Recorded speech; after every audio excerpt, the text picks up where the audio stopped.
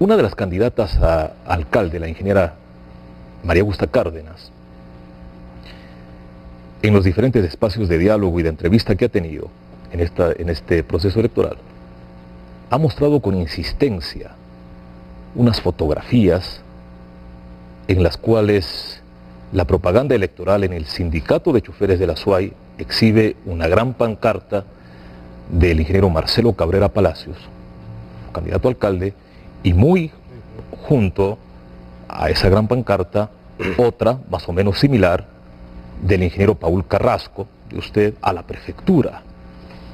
Y la pregunta sería para el doctor Granda: ¿qué impresión le merece el que se exhiban esas propagandas, esas fotografías o gigantografías en el sindicato de choferes? Ninguna, absolutamente ninguna.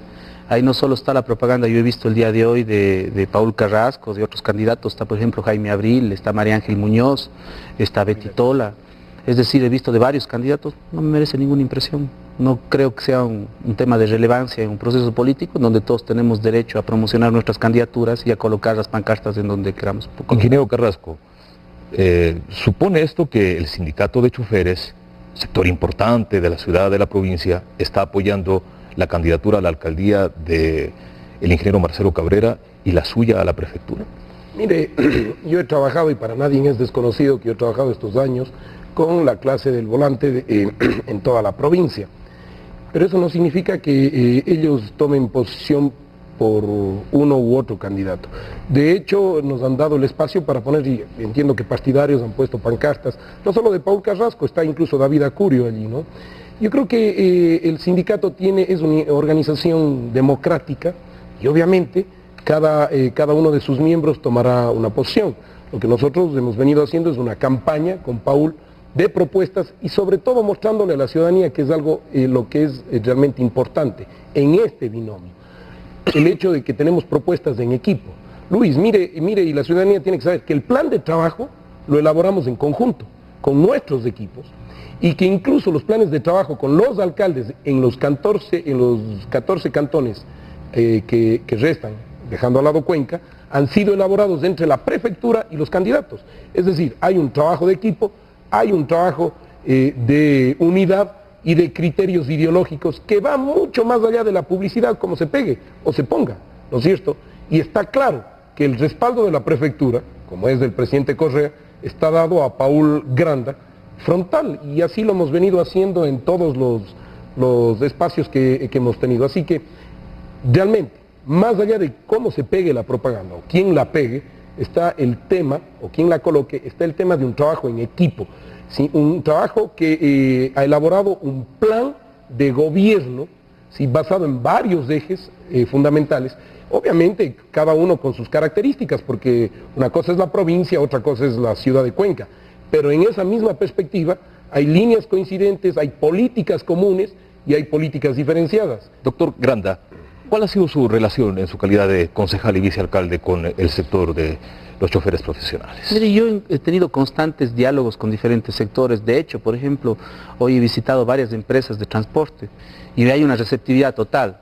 Es decir, como toda organización, en este caso gremial, hay una apertura total a escuchar los diferentes criterios, pero yo siento... ¿Y no le molesta, no le fastidia que no esté allí una gigantografía suya en el local del sindicato? De ninguna manera, yo creo que esos son temas irrelevantes, Luis. Okay. Es decir, yo he visto, por ejemplo, propaganda en la subida del puente del Vado, en donde estoy yo con dos compañeros concejales, dos candidatos a concejales, y está junto a la propaganda del otro movimiento, del movimiento Igualdad. Es decir, yo creo que es irrelevante en dónde está la propaganda. ¿Igualdad o igualdad? Creo que fallé en la pronunciación, igualdad, me parece que es, no sé cuál es el nombre, es igualdad. Igualdad, sí. Porque si le quitamos la D, igualdad, cambia el concepto. Claro que sí. Bien, avancemos. Ustedes más o menos respondieron qué es lo que consideran importante en su gestión, tanto como prefecto y tanto como concejal y vicealcalde. Y ahora les preguntaría en qué consideran que se equivocaron y no volverían a hacer lo mismo a partir de esa experiencia negativa. A ver, en el caso de nosotros, de la prefectura, yo creo que ha habido dos errores básicos, ¿no? El uno, promover al inicio de nuestra gestión un proceso de participación centrado fundamentalmente en la institucionalidad tanto de la ciudad de Cuenca como de la provincia. Y estoy hablando del sector privado, del sector público y del sector político, ¿no es cierto? Y en ese marco nos dimos cuenta de que realmente los consensos no tenían sus frutos.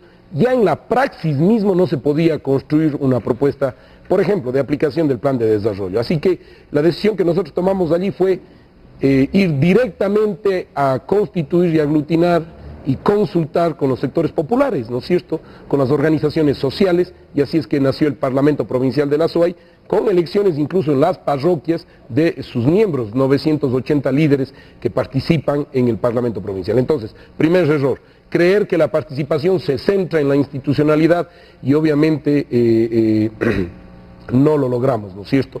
No logramos que esa participación se vea en la práctica. El segundo error que nosotros creemos fue el iniciar varios programas, adelantar varios programas con una gestión de proyectos que todavía no se conseguían.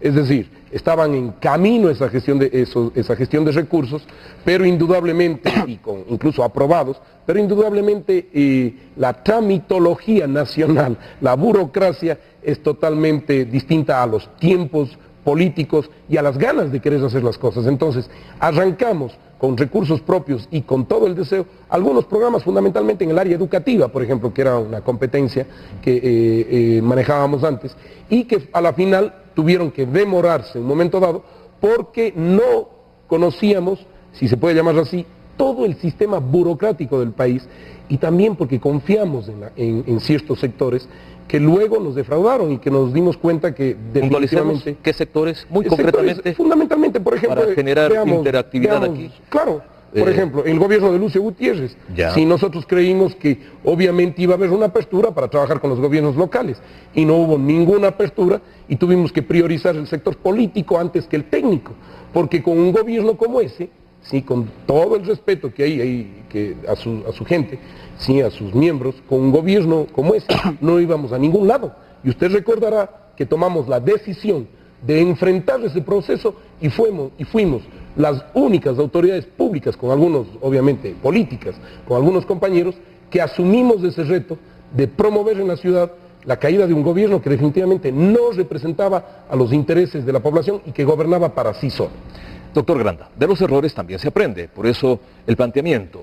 ¿Qué considera usted que durante su gestión quizá estuvo equivocado, algún tipo de acción, en fin, que usted a partir de esa experiencia negativa no lo volvería a hacer, no lo volvería a repetir? Siempre creemos nosotros que el diálogo, el consenso, la posibilidad de llegar a acuerdos generan una serie de caminos que nos permitan impulsar una serie de políticas que mejoren las condiciones de vida de los ciudadanos, de las ciudadanas, de la gente en general. Pero lamentablemente haber creído que muchos de nuestros criterios podían ser tomados en cuenta dentro del Consejo Cantonal fue un error. Es decir, perdimos mucho tiempo. Le pongo el ejemplo de la reforma a la ordenanza del Consejo de Seguridad, un tema que podía haberse resuelto en 2 o 3 meses. Tomó casi 14, 16 meses de una lucha persistente interna dentro del Consejo Cantonal. Cuando ya había avisos y era evidente que la administración municipal no escuchaba o no quería escuchar a un consejo cantonal, ¿qué es lo que nosotros no queremos? Nosotros no queremos un consejo cantonal con complejo de alfombra, ni queremos un consejo cantonal con complejo de alzamanos. Yo he hablado con nuestros compañeros concejales y les he dicho, yo quiero que nuestro consejo cantonal sea un consejo crítico, sea un consejo constructivo, que sea un consejo que lleve la voz de los ciudadanos y ciudadanas para que cuando tengamos que hacer rectificaciones, hagamos las rectificaciones necesarias.